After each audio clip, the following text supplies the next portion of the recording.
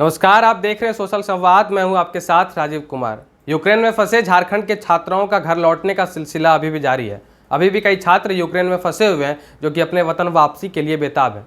इसी क्रम में कल यानी कि शुक्रवार को भी यूक्रेन से 33 छात्र छात्राओं का समूह विभिन्न एयरबेस से रांची एयरपोर्ट पहुंचा। सुबह से ही रांची पहुंचने वाले छात्र छात्राओं के माता पिता व स्वजन बिरसा मुंडा इंटरनेशनल एयरपोर्ट पर पहुंच चुके थे। मेडिकल की पढ़ाई कर रहे छात्र छात्राएं रूस और यूक्रेन के बीच हो रहे युद्ध की वर्तमान स्थिति को सोचकर ही सिहर उठ रहे थे।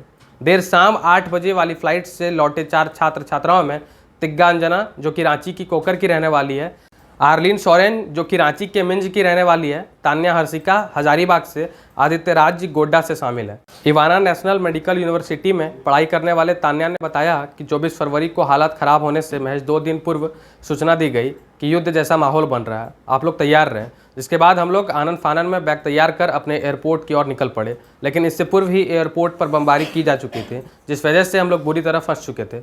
हालांकि बाद में भारतीय दूतावास और स्थानीय लोगों की मदद से हम लोग किसी तरह बॉर्डर तक पहुंचे। यूक्रेन के खार्किव नेशनल मेडिकल यूनिवर्सिटी में दूसरे वर्ष की छात्रा तिग्गा अंजना ने बताया कि हम लोग रशियन बॉर्डर से महज 50 किलोमीटर की दूरी पर थे। इस कारण हम लोग फायरिंग रेंज में थे। पहले दिन से स्थिति बहुत खराब थी। बार बार आग्रह करने के बाद भी यूनिवर्सिटी प्रशासन ने ऑफलाइन क्लासेस बंद नहीं किया। जब युद्ध छिड़ गया तो मैसेज मिला कि अब ऑनलाइन क्लास ही लिए जाएंगे। हम किसी तरह वहां से निकल कर भागे।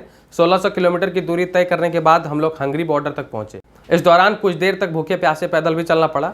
ठसमठस ट्रेन पर सवार होने के बाद किसी तरह बॉर्डर तक जाने वाली बस जिस पर तिरंगा लगा था उस पर हम लोग सवार हुए, जिसका फ़ायदा मिला और हम लोग सकुशल हंगरी बॉर्डर तक आए। वहीं दूसरी ओर यूक्रेन की खार्किव नेशनल मेडिकल यूनिवर्सिटी में दूसरे वर्ष की छात्रा आर्लिन सोरेन मिंज ने बताया कि ऐसे विषम परिस्थिति में भी यूनिवर्सिटी प्रशासन ने 100% अटेंडेंस की बाध्यता कर दी थी, जिस कारण अंत समय तक हमारी जान पर आफत थी। रशियन बॉर्डर से यूनिवर्सिटी की दूरी 50 किलोमीटर रहने के कारण हम लोगों के बचने की आस कम थी। दरअसल अधिकतर बमबारी इसी शहर में की जा रही थी। इसके बाद भी यूनिवर्सिटी ने वहां से जाने की इजाज़त नहीं दी। हम लोग जबरन क्लासेस छोड़कर वहां से निकले और 22 फरवरी से ऑनलाइन क्लास की घोषणा की गई। तो इन छात्राओं के जरिए हम आपको यह बताना चाह रहे थे कि यूक्रेन में स्थिति कितनी भयावह है और इतनी भयावह स्थिति में भी भारत के कई छात्र यूक्रेन में फंसे हुए हैं। तो एक सवाल तमाम सरकार से, और सवाल यह कि क्या इस विषम परिस्थिति में भी राजनीतिक बयानबाजी बंद कर एकजुट होकर और अखंड भारत का परिचय देते हुए छात्राओं को अपने वतन वापस ला पाएंगे जो धमाके और गोलीबारी से सहमे हुए हैं। धन्यवाद। आप देख रहे थे सोशल संवाद।